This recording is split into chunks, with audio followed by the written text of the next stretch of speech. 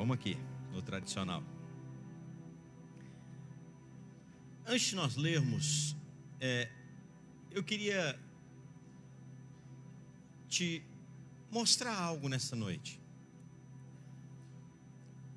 Datas, dias, épocas na Bíblia são muito importantes. Os números na palavra de Deus, eles têm uma relação com o agir de Deus. Nada que está na palavra em termos de números e datas e dias está ali na palavra por engano, ou por acaso, melhor dizendo. Tudo tem um significado muito importante. O ciclo da nossa vida aqui nessa terra, ele gira em torno de datas. Ele gira em torno de números. À medida que os anos vão se passando, a nossa vida ela é calculada por anos. O nosso dia é calculado por hora. O nosso mês é calculado por dias. Você tem uma data importante, que é a data do seu aniversário. Você tem uma data importante para os que são casados, a data do seu casamento. Você tem uma data importante, talvez a data da sua formatura. Muitas datas nós temos na nossa vida, a data da sua conversão, o dia que você se encontrou com Jesus. Hoje, por exemplo, para mim é um dia muito importante. No dia 1º de julho de 1984, eu me encontrei com o Senhor. Há 34 anos atrás, exatamente num culto como esse, num culto de domingo, eu atendi um apelo e abri o meu coração para Deus. Então as datas, elas são muito importantes na nossa vida. E eu não sei se você reparou, mas hoje nós estamos iniciando um novo ciclo no ano de 2018. Hoje é dia 1º de julho de 2018, ou seja, 6 meses, estamos exatamente, hoje é a divisão dos 6 primeiros meses e os últimos 6 meses que virão. E existem datas que são momentos propícios para nós reavaliarmos determinadas coisas. Talvez você chegue no final do ano, na sua empresa, no seu negócio. A empresa, as grandes empresas, os bancos, pelo menos tiram um dia para fechamento. As empresas fecham pelo menos 1 ou 2 dias, que eles chamam de balanço, para se fazer uma avaliação de como foi o ano que se passou. Isso não deve ser diferente da nossa vida também.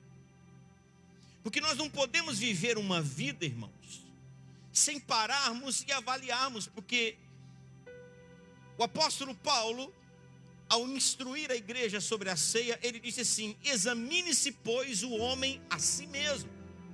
Você tem essa característica, você tem esse coração de se autoexaminar, porque nós somos extremamente hábeis em examinar a vida dos outros. Especialistas em observarmos defeitos, observarmos falhas, observarmos debilidades, observarmos fraquezas. Somos especialistas nisso. Mas a Bíblia, em momento algum, não há um texto da palavra de Deus que você encontre que fala para você examinar a vida do outro, para você julgar o outro. Mas o tempo todo, a Bíblia nos ensina a examinarmos a nós mesmos, a julgarmos. O próprio Jesus disse que se nós julgássemos a nós mesmos, nós não seríamos julgados. Então hoje é um momento, queridos, hoje é um dia que eu não sei se você parou para pensar nisso, mas eu quero te fazer pensar nisso agora. E eu quero incomodar você nessa noite. Hoje eu não quero te confortar, hoje eu quero te incomodar. Porque são nesses incômodos da nossa vida que nós somos despertados a acordarmos para determinadas áreas da nossa vida. Porque senão 6 meses vão se passar e você vai continuar da mesma forma.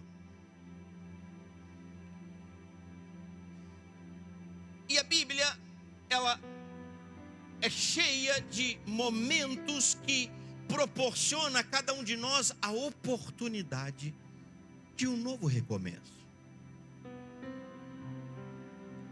Eu não sei se você tem o hábito de, nas viradas do ano, fazer os seus votos, ou fazer alguns propósitos, estabelecer algumas metas. Alguns não se preocupam com isso e vão daquele jeito, deixa a vida me levar, a vida leva eu, né? Vai lá, Zeca Pagodinho, e vai empurrando com a barriga, e ano, entra ano e sai ano, de um jeito, continua da mesma forma, continua da mesma maneira. Mas eu creio que a grande maioria aqui, quando chega no final do ano, você faz alguns propósitos. Você estabelece algumas metas na sua vida. E nós chegamos exatamente na metade do ano. Eu quero te perguntar nessa noite, daquilo que você estabeleceu, o que você tem caminhado nisso que você estabeleceu diante do Senhor? Ou se você não estabeleceu, mas o que você retrocedeu no seu caminho? Hoje eu quero te mostrar esse texto aqui da palavra de Deus numa nova ótica. Eu quero te mostrar a parábola do filho pródigo de uma outra maneira, para que você olhe ele de uma outra maneira. Lucas, capítulo 15.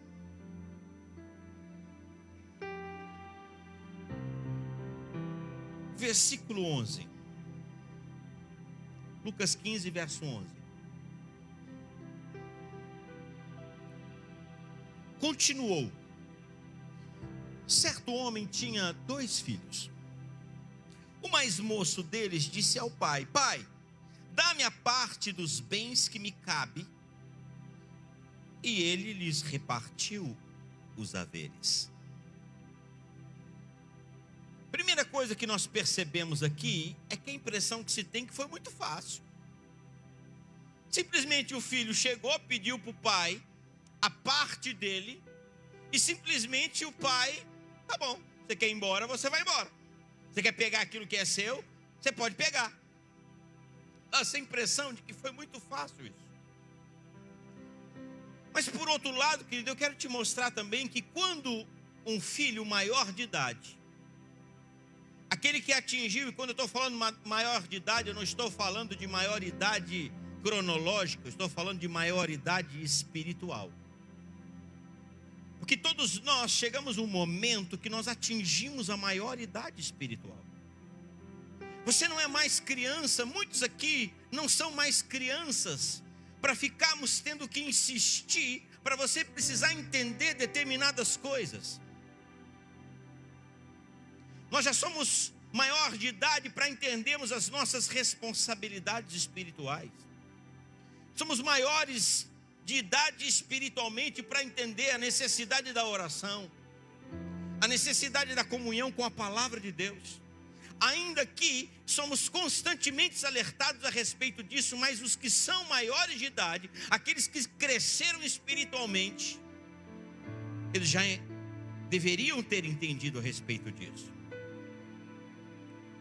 A Bíblia diz que quando você aceita Jesus, e nós temos muitos bebês aqui na fé, tem muita gente aqui que tem uma semaninha de vida. Você nasceu aqui domingo passado, você entregou sua vida para Jesus, e você está num momento agora, eu estou falando da sua idade espiritual, você está num momento agora de ser alimentado com o genuíno leite da palavra de Deus, e é o que nós queremos constantemente fazer com você, através das casas de paz, através dos CEPs. Vamos voltar agora com a nossa programação normal, as redes. Esse mês agora já tem rede de mulheres, já voltamos à rede de casais, depois temos a rede de homens, temos a rede de jovens, temos, logo em seguida teremos a escola de fundamentos para ensinar os princípios básicos da palavra. Queremos te alimentar com o genuíno leite da palavra de Deus. Mas nessa noite eu quero dirigir um pouquinho também a mais, ou melhor dizendo, para aqueles que já atingiram a idade cronológica e espiritual da maturidade. Apesar de que Maturidade não diz respeito a quanto tempo você está na igreja. Maturidade diz respeito ao quão você responde àquilo que Deus fala com você. Porque você pode ter dentro da igreja gente que está aqui há 20 anos e ainda é um menino na fé. Paulo escreve uma carta se eu não me engano, aos Gálatas, que ele fala assim: olha, quem foi que fez com que vocês deixassem os princípios elementares da sua fé e voltassem aos rudimentos do mundo? Tem gente que ainda tem dificuldades com coisas que já era para ter vencido há tanto tempo. Tem gente que ainda tem dificuldade com a oração.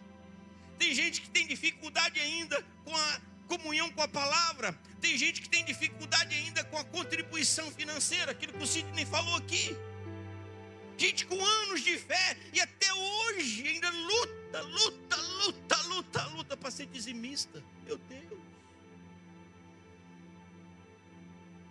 E às vezes queremos conquistar vitórias maiores, queremos entrar em guerras maiores, mas estamos esquecendo de coisas elementares da nossa fé, irmãos. Não adianta você pegar um menino de uma 4ª série e matricular ele na faculdade. Ele ainda está na fase de decorar tabuada.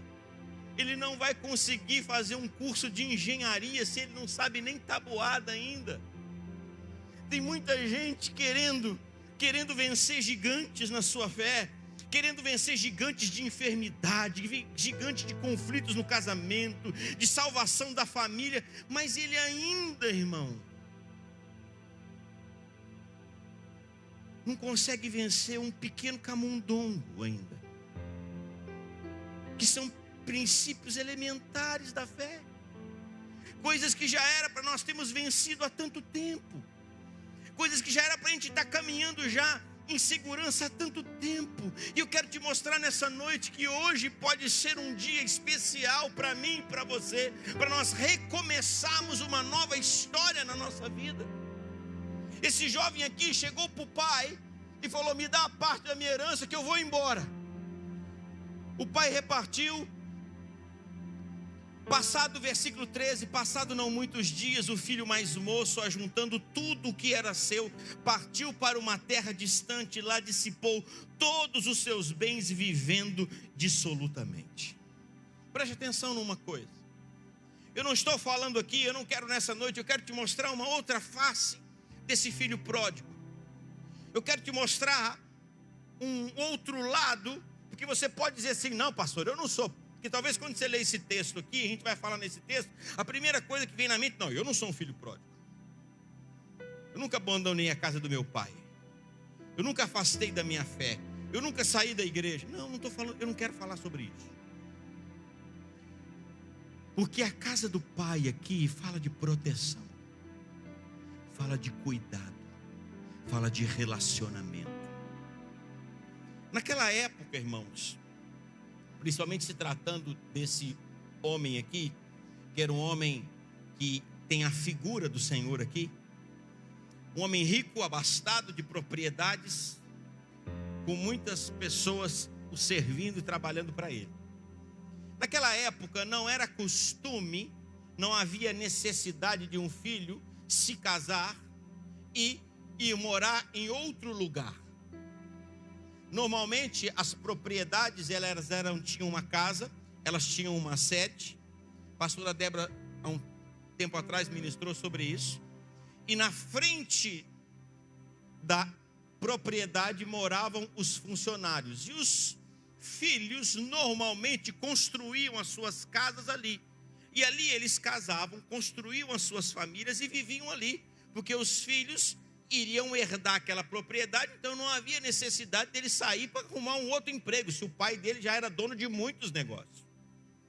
Talvez tem muitas pessoas aqui que o seu filho provavelmente vai dar continuidade ao seu negócio que você faz. Não há necessidade dele sair, a não ser que seja para adquirir experiência, mas em muitos aqui que têm seus negócios, têm suas empresas, a tendência natural é que os seus filhos eles deem sequência ao que você já está fazendo. É o que acontecia naquela época. E a atitude daquele moço, mais do que pegar os bens e gastar, o que eu quero mostrar aqui para você nessa noite, é que ele saiu do cuidado e dos ensinamentos, da proteção do seu pai. Porque o processo de crescimento e conhecimento era adquirido dentro de casa.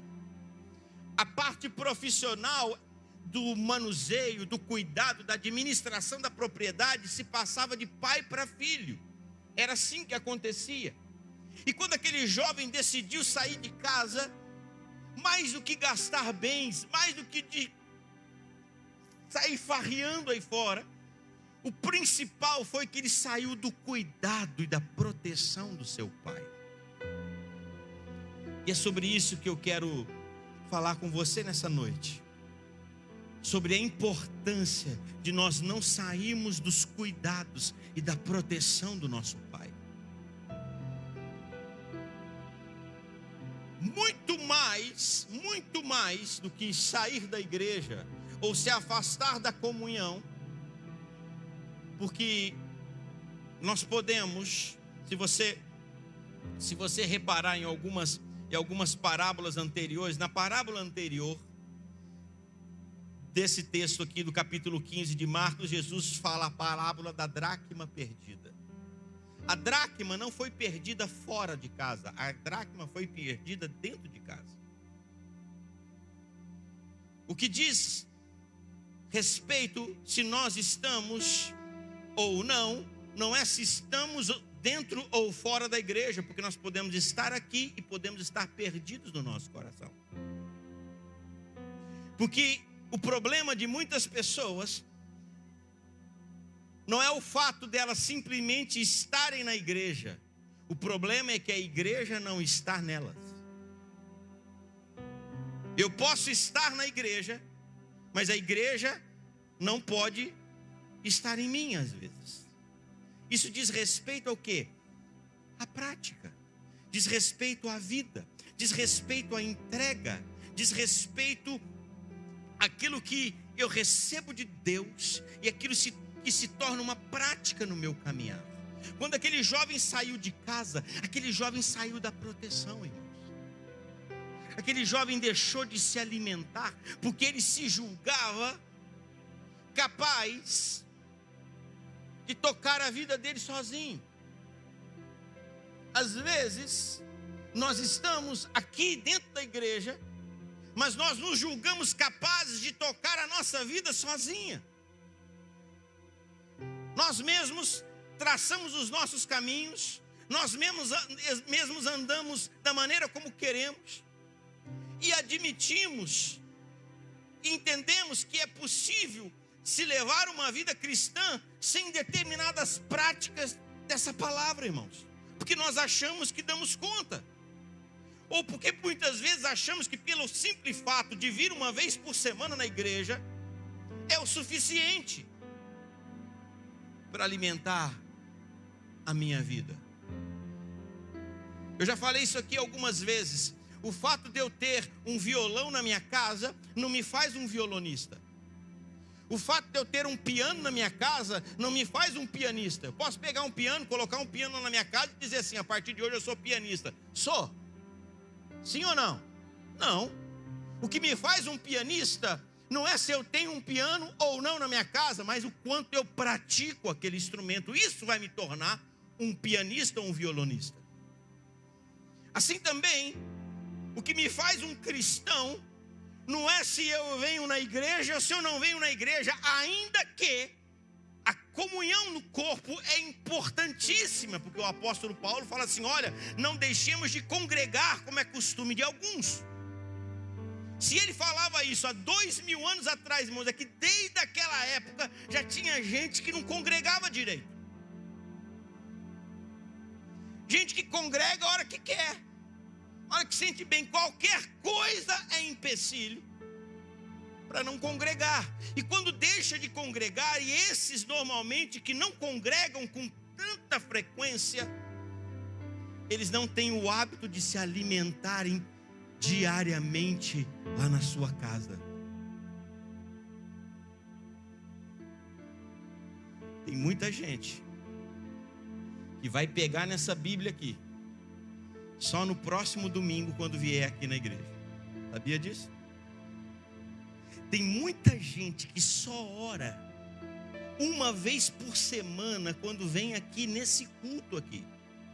Se ele não vir em um culto de domingo, ele fica 15 dias sem orar. Ele fica 15 dias sem pegar nessa palavra aqui, ó. Eu te digo, o que será de uma pessoa como essa? Ele não vai conseguir resistir diante das dificuldades. Aquele jovem, ele achou que ele conseguia. Pai, me dá a minha parte, que eu vou fazer agora do meu jeito. Até hoje te servi, te obedeci, fiz o que o Senhor quis, mas agora eu já sou grande, eu já sou capaz. Ele já tinha a idade para fazer isso, ele não era um menino. Ele se julgava capaz de sair debaixo da proteção do Pai. Deixa eu dizer uma coisa para você, querido. Talvez você abandonou práticas como oração. Você abandonou práticas como comunhão com a palavra. Você abandonou práticas como comunhão com o corpo. Você abandonou práticas como honra ao Senhor. Há quanto tempo que você não é um dizimista? Há quanto tempo que você não dá um dízimo nessa igreja? Você não devolve? Há quanto tempo você já é um crente antigo? Talvez práticas, talvez até você fez um propósito, você fez um voto no seu coração no começo do ano. Aí veio janeiro, entrou IPVA, IPTU, PT, sei lá quantos IP tem nesse Brasil, né? É tanto IP de imposto aí que nem sabe quanto que a gente paga. Mas aí você já não conseguiu honrar a Deus em janeiro, não conseguiu em fevereiro. Aí o diabo já vem e fala assim, ó, tá vendo, ó, já desandou mesmo, agora só 2019. Talvez você fez um propósito de orar, aí você já não conseguiu vir orar como você orava. Aí o diabo já fala assim, tá vendo? Você não deu conta mesmo? Só o ano que vem agora.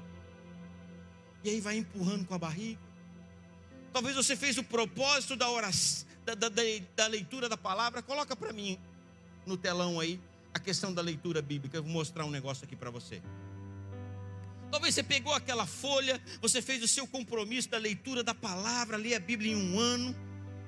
E aí teve alguns dias que passaram, não deu certo. E aí você falhou um dia, falhou 2, falhou 3, falhou 4, falhou uma semana, falhou 10 dias. Falou assim, agora já desandou mesmo, agora já não dou conta mesmo.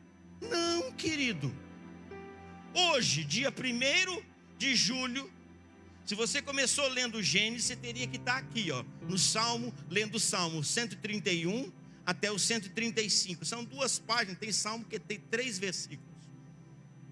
Pequenininho. Deixa eu te dar um conselho. Chega na sua casa hoje, você não vai gastar mais do que 10 minutos. Você não vai gastar mais do que 10 minutos para ler isso aqui. Hoje é dia 1º, metade do ano.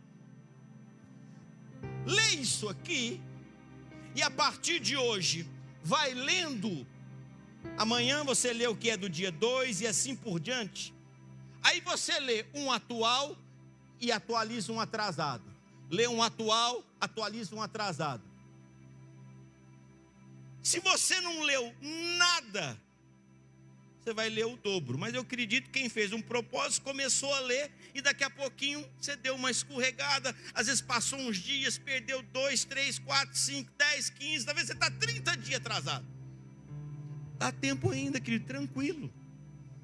Se você fizer isso, você lê um atual e lê um atrasado, em 30 dias você colocou sua leitura em ordem. Pronto, acabou. Mas a nossa alma e o diabo sempre vai vir nas coisas dizendo assim para você, está vendo, não adianta não. Talvez você tinha o hábito de vir, você fez um propósito de vir na igreja uma vez por semana orar. Aí teve uma semana que você não conseguiu vir orar. Aí o diabo fala assim para você, tá vendo? Você não veio orar, não adianta mais, aí tá vendo? Você começa de novo, irmãos, é isso que eu quero te mostrar. Aquele jovem, quando ele viu a besteira que ele tinha feito, diz a palavra que ele caiu em si e falou assim: meu Deus, eu pequei contra meu pai, eu pequei contra o Senhor, eu vou voltar para a casa do meu pai, porque lá até o mais simples trabalhador tem comida. Às vezes, irmãos, nós estamos morrendo de fome espiritualmente. Às vezes tem gente que às vezes está morrendo espiritualmente. Por quê? Porque abandonou a proteção do Pai, querido. Eu quero dizer uma coisa para você nessa noite. O Pai está de braços abertos para te receber. Eu não sei qual é a área da sua vida que você precisa voltar, mas a palavra de Deus para você nessa noite é: volta. Quando João escreve o Apocalipse, ele fala assim, ele ouviu do anjo dizendo assim: tenho porém contra ti que abandonaste o teu primeiro amor. Volta à prática das primeiras obras, arrepende-te, lembra-te pois de onde caíste, arrepende-te e volta à prática. São 3 passos simples, irmãos. Todos nós sabemos aonde nós começamos a errar, todos nós sabemos. Eu orava, eu era uma pessoa de oração, foi só eu parar de orar, a minha vida embananou. Eu era com as minhas finanças organizadinhas, tudo arrumadinho. Eu parei de ser fiel a Deus, o negócio bananou lá em casa. Eu parei de fazer isso na minha casa, eu parei desse tipo de prática, as coisas começaram a vir. Está vendo? A gente lembra, a gente sabe direitinho. Esse moço, ele lembrou, irmãos. Olha só, se você olhar aqui para o texto, ele fez essas 3 coisas. Foi ou não foi? Ele lembrou que na casa do pai dele, de onde ele saiu, até o mais simples trabalhador tinha pão para comer. Segundo, ele falou: eu me arrependo, eu pequei diante do Senhor e diante do meu pai. E em terceiro, ele falou: vou voltar para a casa do meu pai e vou falar para ele: pai, senhor, ainda que o senhor me receba como o mais simples trabalhador, porque eu já gastei tudo que eu tinha, tudo que era meu. E a Bíblia diz que o pai o estava aguardando ansiosamente na entrada da casa.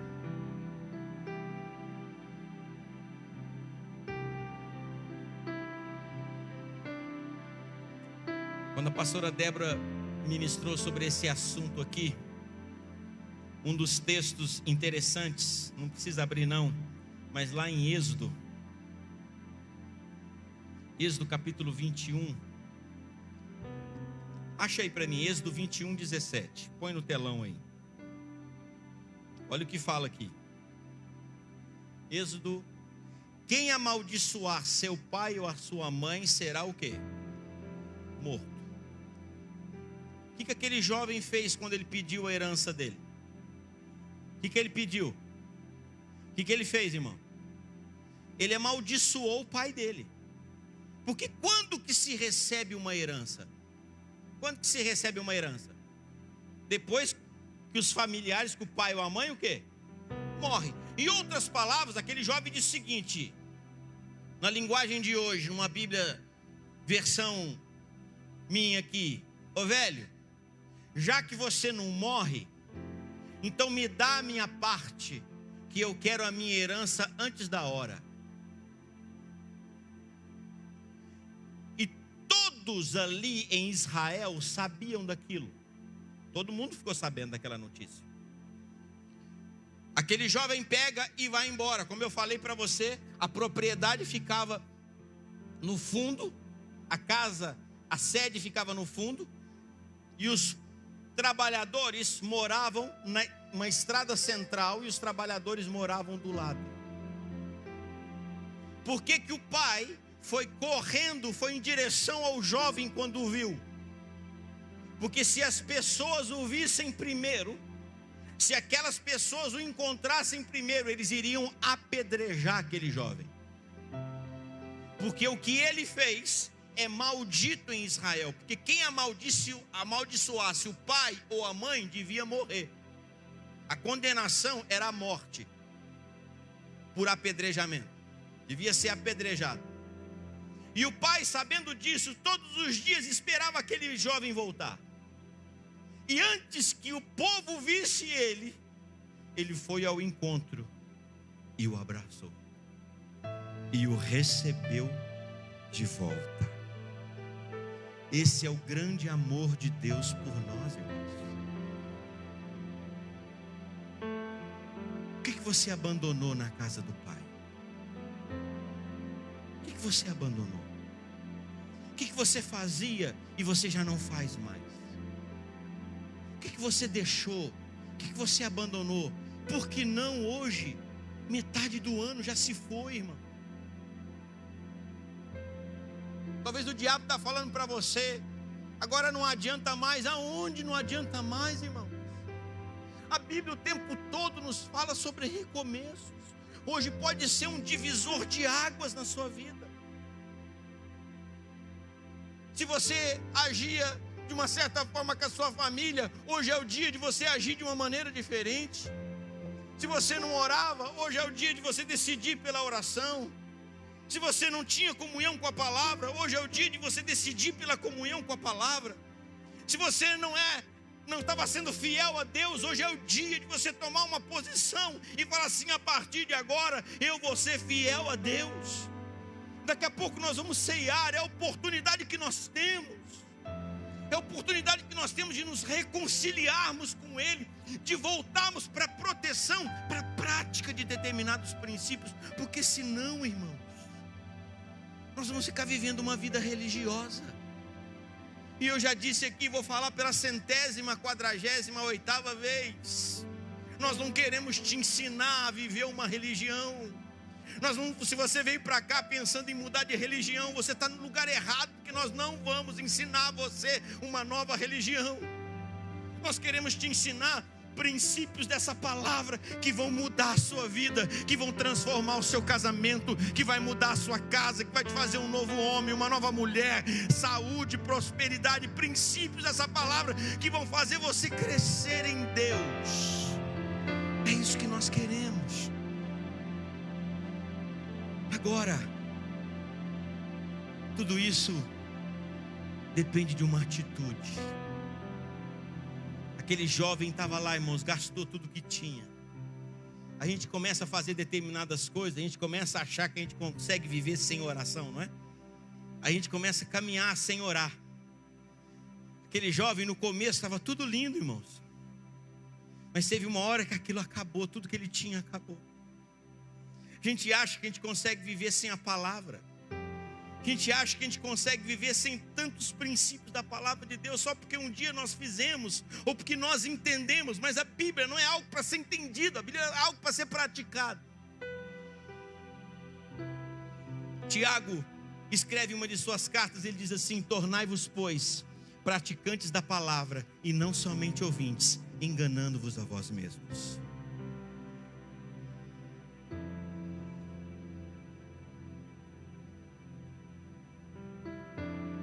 A gente pode enganar muita gente, irmãos. A gente pode enganar cônjuge, podemos enganar filhos, enganar patrão, enganar irmãos, pastores, líderes. A gente pode enganar muita gente, mas a gente não engana o Senhor. A gente não engana o Senhor.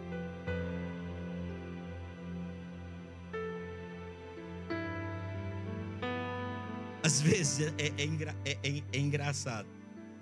Às vezes a gente se depara com situações, por exemplo,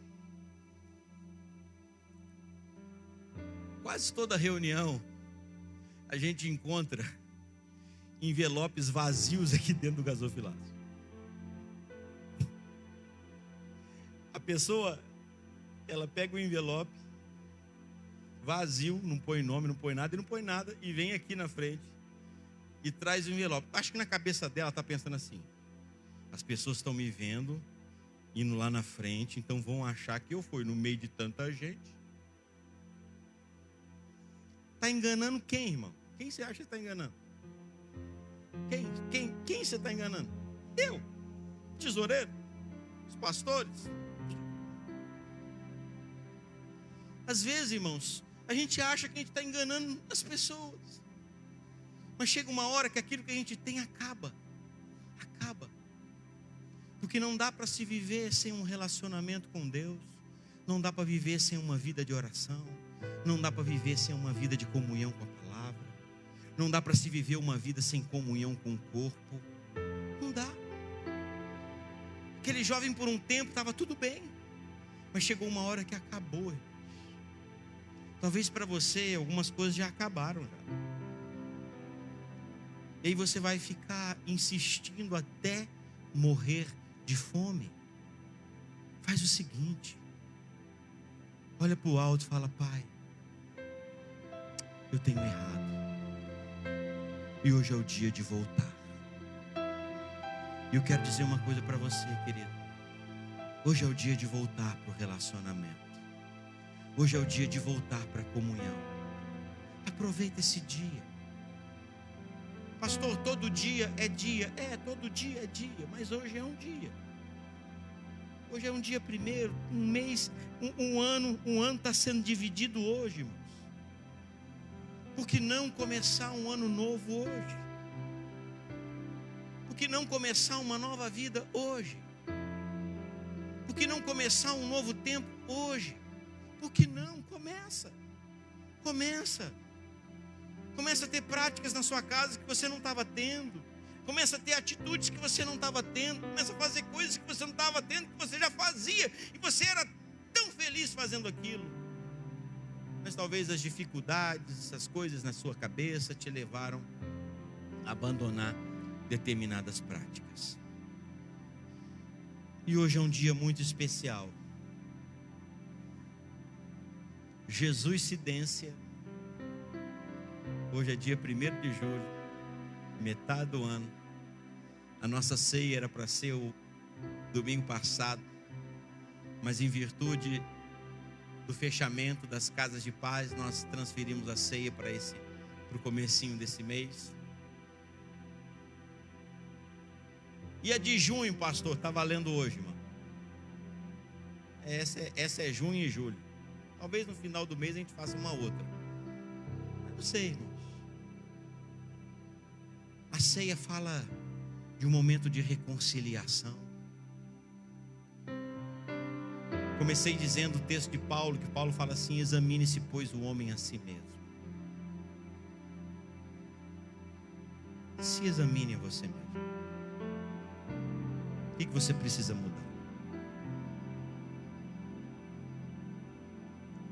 O que você precisa abandonar?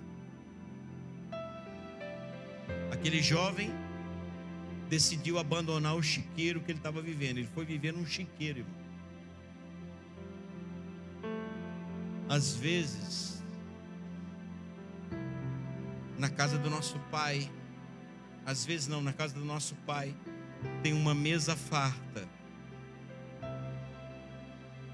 E nós, como filhos, irmãos, estamos vivendo o espiritual aqui dentro. Por quê? Porque nós abandonamos. Não é porque na casa do pai não tinha, é porque aquele jovem abandonou. Pastor, mas ele saiu de casa. Pois é. Mas eu quero terminar e nós vamos orar para ceiarmos nessa noite. Ele tinha também um irmão que ficou, mas que também não desfrutava daquilo que o pai tinha.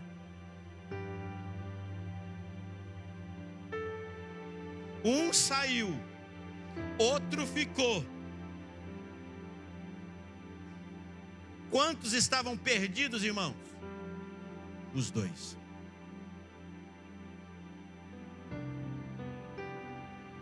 A gente olha esse texto, a primeira coisa que vem na cabeça da gente, eu digo da gente, estou dizendo eu também. Eu estou hoje aqui, irmãos, decidindo algumas coisas na minha vida.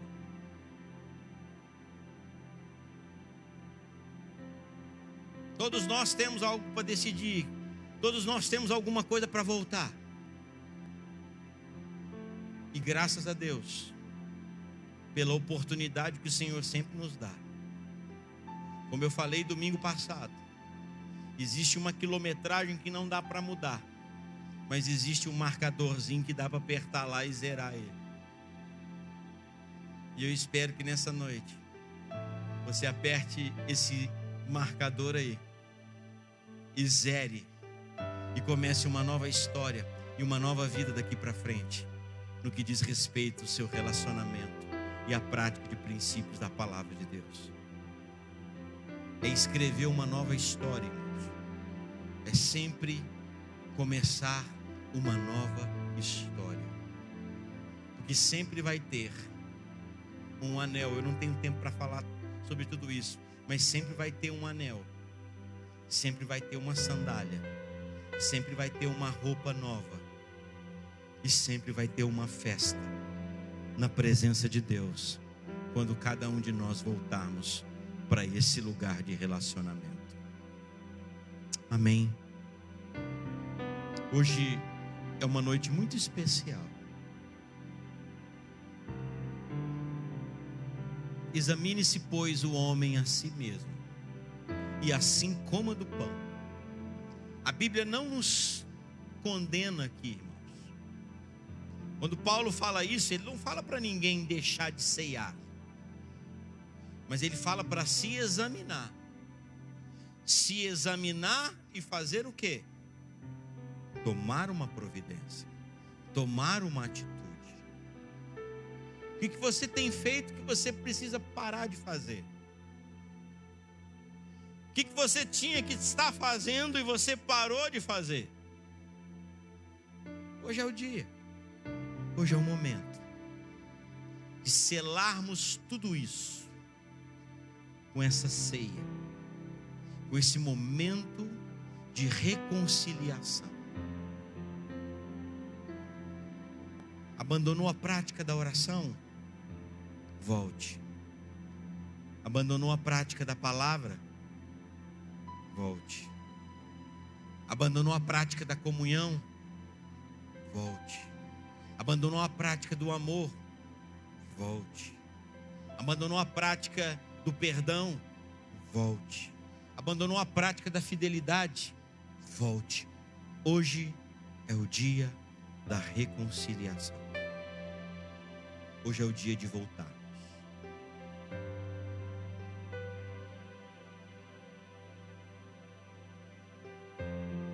Eu não quero ser pretensioso, mas eu vou dizer uma coisa aqui. Eu acho que todo mundo aqui, 100%, a começar em mim, nós temos algo que nós precisamos voltar.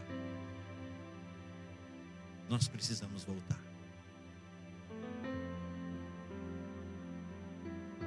Eu queria que você agora fechasse os seus olhos e examinasse a você mesmo.